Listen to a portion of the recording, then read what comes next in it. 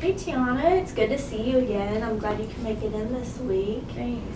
Good. So, I just wanted to make sure that you remember confidentiality that we covered last week. You still remember all that I still entails? remember it. Okay. Mm-hmm. All right. So we're gonna go ahead and move right along into our mood check. So, how are you doing today? Not bad. Feeling a little better than I was the first session, but Good. anxiety's still pretty high. Right. I remember you saying how your anxiety's been a problem. So today, on a scale of 1 to 10, what do you think it is? I want to say it's about a 7 A this 7? week. Okay. Yeah. Or what it was last week, it was a 7 during the week. Okay. Yeah. And then, but today specifically? Oh, sorry. Today That's specifically, maybe a 6. A 6? Okay. Yeah. And you're using the same scale we used last week, 1 being not anxious at all, and then 10 being the most anxious, right? Yeah. Okay. Yeah. And then you said overall this week you've been a 7. Yeah. That's a high number. You must have had a really tough week. That was pretty difficult, yeah. Okay, so tell me what's been going on this week that's made you feel like you were a 7. I've just been feeling really overwhelmed in school. Mhm. I just feel like I'm getting really behind on all of my assignments. And it's starting to really stress me out, and my anxiety is getting really, really high. Just because I feel like there's so many things that are piling up on me, and school is almost coming to an end. I have 3 more class periods, so it's starting to get really scary. Yeah, it sounds like you're in a really tough situation. You're kind of maybe struggling a little bit to balance everything you've got going on. Does that sound right? That's definitely what's going on right now. Okay. Is there anything else that happened this week that made you feel like you were a 7? Well, my boyfriend and I, we're not getting along. Because I've been feeling so overwhelmed and stressed, I've kind of been taking things out on him. And so we got into an argument the other night because I haven't been my normal self. And so that kind of stressed me out too, because I felt like I'm not worthy of dating him. And I just felt like he deserves so much better because, like I said, I've been taking everything out on him. And he doesn't deserve that. So it sounds like what you're saying is your anxiousness and because you're overwhelmed with school, it's definitely taking a toll on your home life and your relationship with your boyfriend. Yeah. Okay, so which situation is causing you the most distress? If you had to pick one that you think you'd like to focus on today, what would it be? That's a really tough one because they both play hand in hand, I think, but probably the schoolwork, because I think if I could get a better grip on schoolwork, I would be less nagging and less angry, and I probably wouldn't take things out on him. Okay, that definitely makes sense. So if it's okay with you, we'll add, today we'll talk about your schooling and the anxiousness that comes with that, and then if we have time, we'll talk about your boyfriend and how to kind of maybe take some steps to resolve that issue. Does that sound okay? Yeah, I think that sounds perfect, actually. Okay. So, this week you said that you felt really overwhelmed to school and you're really anxious. Were you able to record this on your thought record, your homework that we discussed? Yeah, I actually did. Good. So one of the things that I wrote down was feeling really inadequate. I just felt like I couldn't do anything, which made me feel like a horrible person. And I just felt like I wasn't worth anything because I couldn't accomplish things. So it sounds like you're really feeling unworthy, and you're really feeling like that you can't cope with everything. So you think you're a horrible person, basically. Is Yeah. how you're feeling. Okay. Yeah. So So I'm going to go ahead and talk about this unworthiness and the fact that you're labeling yourself as a horrible person. So in cognitive behavioral therapy, we talk about cognitive distortions. So labeling is one of these cognitive distortions, which is basically you're putting a label on yourself that is it's hurtful, it's harmful, and most of the time it's really not true. It's your cognitive distortion is coming from a core belief. Now, the core belief, I heard you say you're unworthy. So that would be your core belief, which then, so your core belief, and then it would be your cognitive distortion, which is that you're unworthy. So how much do you believe this thought that because you can't handle anything, you're unworthy, from 0 to 100%? Oh, I believe it about 95%, probably. It's a high number. It's got to be very stressful. Yeah, it is. So when you have the thought that you're unworthy because you can't cope with everything, how do you feel when you have that thought? I feel very emotionally drained. Mm-hmm.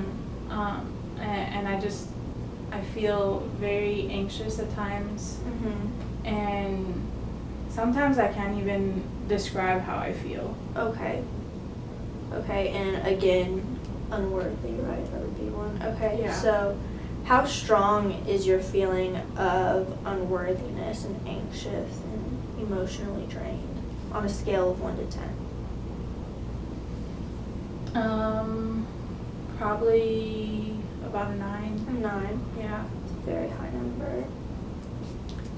Must be very hard. So, when you are having these feelings of unworthiness or emotionally drained or anxious, what physical symptoms happen? Like what happens with your body when you feel that number, a 9? I start getting shortness of breath. Mm-hmm. I start sometimes getting sick to my stomach, like very nauseous. Mm-hmm. And I just feel very drained. I don't feel like doing anything or being around anyone. Mm-hmm. It's just this, I feel limp, I guess. Mm-hmm. It's very tough. I can see how that's definitely taking a toll on different aspects of your life. So what we're going to do next is we're going to challenge the thought that you're having, that because you can't cope with everything, you're unworthy. So what evidence do you have to support the thought that because you're not coping, you're unworthy? Maybe the evidence that I'm not turning homework assignments in on time. Okay. Is that the only thing you can think of? Yeah, off the top of my head, that's really the only thing right now. Okay. I think it's important to point out that not everyone turns assignments in completely on time every time. So it's not like it's just you. I'm sure I'm sure other students do it also. So what evidence do you have to support that the thought, against the thought that is not actually, that it is a distortion?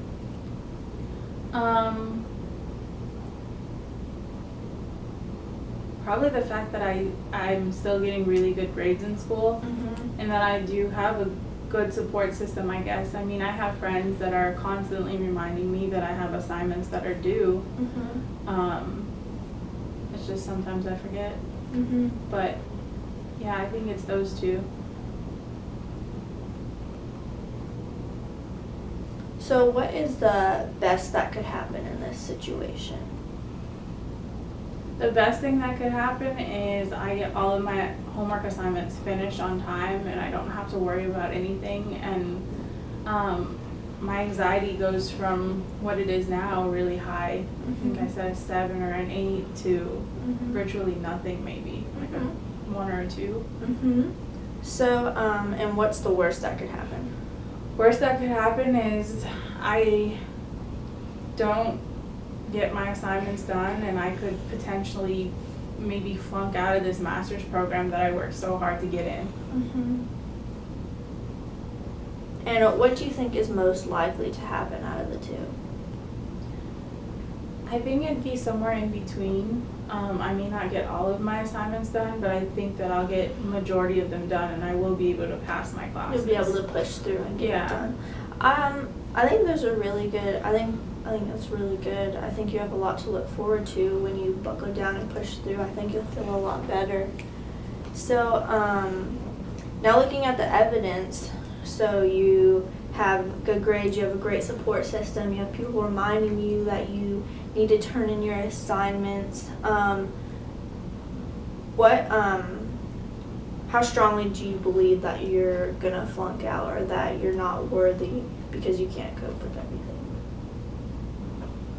Looking at everything that I just said, well, looking at everything that I just said and actually realizing that I do have that support team and things like that, I'd probably say my anxiety would have gone down to maybe a 4. And how much do you believe the thought on a scale of 0 to 100? I'd probably say maybe 50% now. Well, that's good. It's gone down quite a bit from the 95% you said earlier. So I'm going to go ahead and explain what we just did. So we have a situation, which is your schooling, and you feel like you can't cope with it.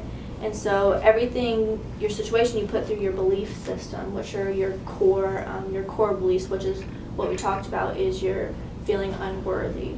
And so that's going to affect your thoughts, which is you feeling like you're a horrible person, which is going to affect your feelings, which is making you feel anxious, which affects your behavior. So that's you maybe letting it affect you, or it affecting your relationship with your boyfriend. Does that make sense? It's kind of how cognitive behavioral therapy works. Yeah, that makes total sense, and I honestly have never thought of it this way at all.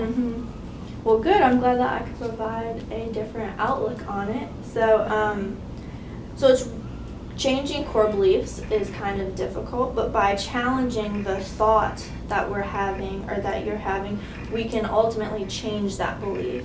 Does that make sense to you?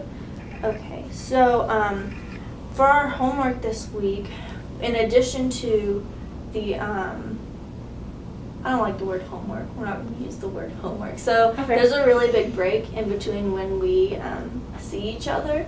And so this is, I'm going to give you something that's basically a tool for you to use so we don't lose any progress we're making. Does that make sense? Yeah. Okay. So we're going to, in addition to the thought record that you've been doing, we're going to add an aspect of that. So I still want you to identify the thought and how you're feeling and how the behavior that goes along with it. And in addition to that, I want you to try to identify if you're having any kind of distortions. I have a sheet right here that lists different kinds of distortions. So if you want to take that, you can use it to help with your homework. And also maybe identifying where those cognitive distortions are coming from. Does that make sense? Yeah, I think so. Okay. So what can you go, where our time's winding down, can you go ahead and maybe summarize what we've talked about today? So basically what I got from everything was, although I have been feeling really anxious and my anxiety's been pretty high, I do have the proper skills and support system to be able to cope with what I'm dealing with, which will hopefully in turn help me with my relationship with my boyfriend possibly. And then we also talked about how although my anxiety was really high when I came in, because I was able to identify some of the different support systems that I do have, it really made me think about how what I'm feeling really isn't that true. And then you also taught me that I have been labeling myself. So I've been giving myself different names that are not necessarily true about myself from the perspective of others, but that's just how I'm viewing myself. And then you wanted me to continue my thought process and record and make sure that I'm connecting it to the different cognitive distortions. Is that what you said? Yeah. Okay. So the different cognitive distortions that you've provided me here. That was a great summary. I feel like you summed up our meeting really well. So we're going to go ahead and do a mood check again. So at the beginning of this session, I believe, yeah, you said today that you felt like you were sick, so you were feeling pretty anxious. So after going through all of this and kind of talking through the presenting problem, how are you feeling on a scale of 1 to 10? I'm definitely feeling like a 3 right now. Oh, good. I'm so glad that we could get that number down a little bit. Is there any feedback you have for me? Is there any what worked this week or what didn't work, or maybe we need to incorporate next week? Is there anything that you particularly enjoyed? I definitely like this cognitive distortion list that you gave. Mm-hmm. It really made me see the different distortions that I may be struggling with and that I never would have thought about before. And I also really like the, I guess you call it scaling questions or percentage questions, because I would have never thought that it was that important until I heard that number going with it. And I guess I never realized how bad it was until I actually said the numbers out loud. So I think that those were the most helpful things. Is there anything that didn't work for you today? No, I can't think of anything right now. Okay, well good, I'm really glad. So I think we made a lot of progress today, and you take that homework, and I guess we'll schedule you for next week, okay? Okay, sounds Okay. good. Thank you.